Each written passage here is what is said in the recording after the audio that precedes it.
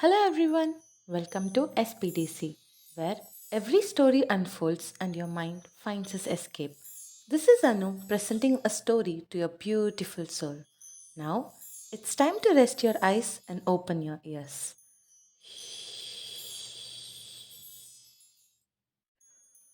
The monastery lay wrapped in the quiet embrace of twilight.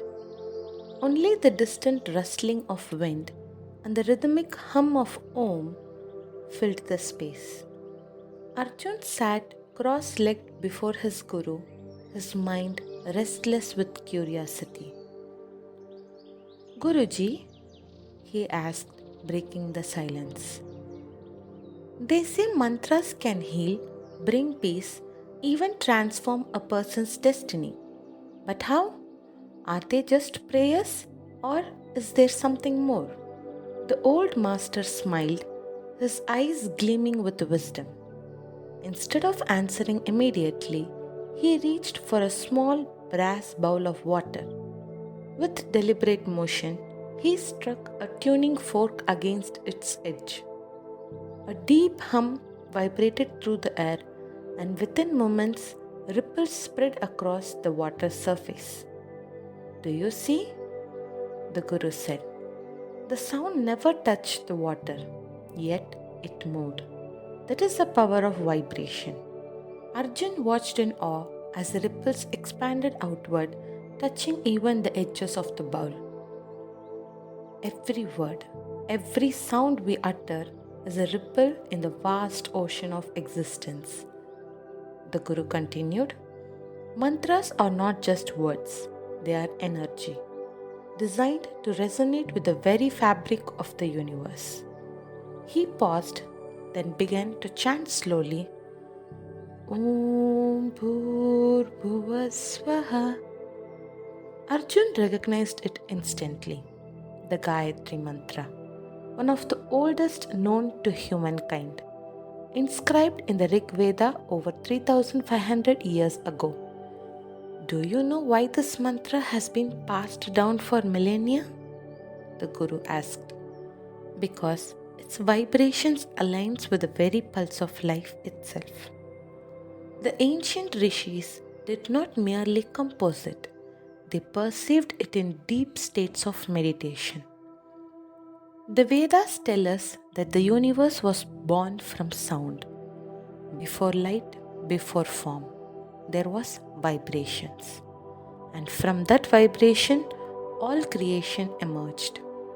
Arjun's thoughts drifted to the stories he had heard. The Upanishads spoke of Shabda Brahman, the concept that the universe itself is made of sound. In the Natya Shastra, Bharata Muni described how the primordial sound Om carried the energy of creation, preservation, and dissolution. Even in the faraway lands of Greece, Pythagoras spoke of the music of the spheres, believing that celestial bodies moved in a rhythmic harmony. So, Guruji asked Arjun, is there a scientific basis for this? Can sound actually affect the body and the mind? The Guru's eyes twinkled. Ha, science is only now catching up with what the ancients knew. He picked up a handful of fine sand and sprinkled it on a metal plate. Then he struck the edge of the plate with a small mallet. To Arjun's amazement, the sand rearranged itself into intricate geometric patterns. This is cymatics, the study of how sound influences matter, the Guru explained. Each vibration creates a specific pattern, much like mantras create patterns within us. Even in the human body, our cells respond to sound frequencies. Scientists have found that when certain mantras are chanted, they activate the vagus nerve, calming the nervous system and reducing stress. The great temples of India were built with this in mind. The very structure of their halls amplifies the vibrations of the chants, creating an energy field that uplifts the body and mind. Arjun's mind raced. He had read about experiments where water molecules, when exposed to different sounds, changed their crystalline structure. Positive words forming beautiful symmetrical patterns, while negative words created distorted ones. If the body was nearly 70% of water, did that mean chanting a mantra could alter one's very being? Precisely. The Guru nodded, reading his thoughts. Mantras are not magic, they are sound engineering. The Om Namah Shivaya mantra, for example, consists of 5 syllables that corresponds to the 5 elements: earth, water, fire, air, and space. When repeated with focus, it brings harmony to these elements within us. Arjun thought back to the ancient text, the stories of yogis who could slow their heart rate simply through chanting, warriors who entered battle reciting protective mantras, and sages who preserved knowledge through oral tradition, their words carrying the weight for centuries. And what about history, Guruji? He asked. Have mantras ever changed the course of events?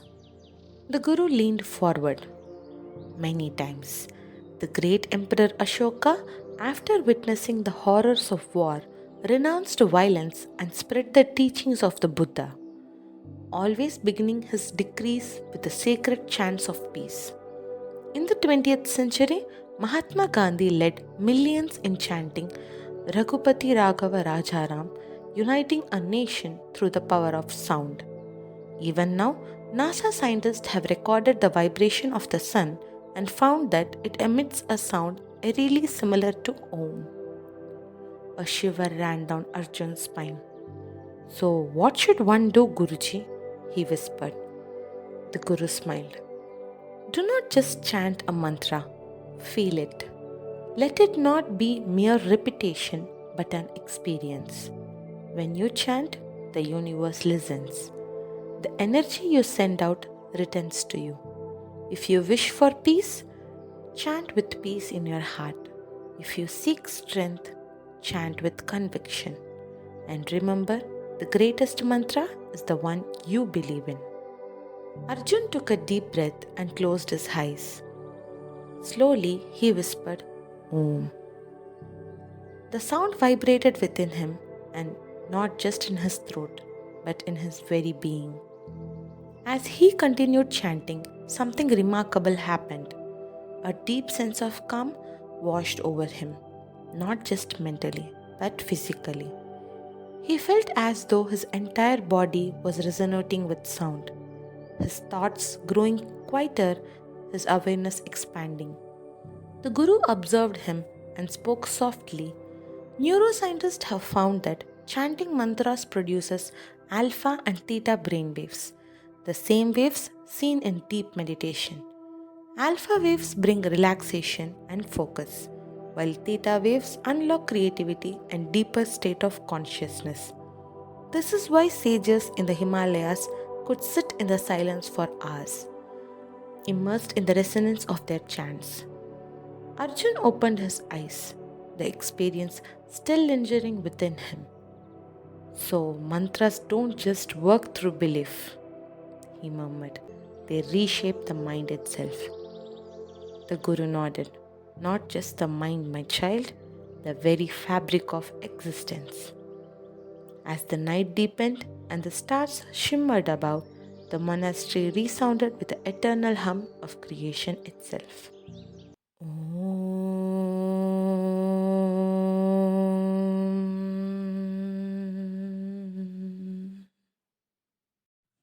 That's a wrap for today's story. If you got your own tales or narrations to share, feel free to send them to the mail ID mentioned in the description. If it's a good fit, it can be showcased on the channel. Don't forget to like, share, and subscribe for more such stories to unwind. So, yeah, until next time, take care. Bye bye.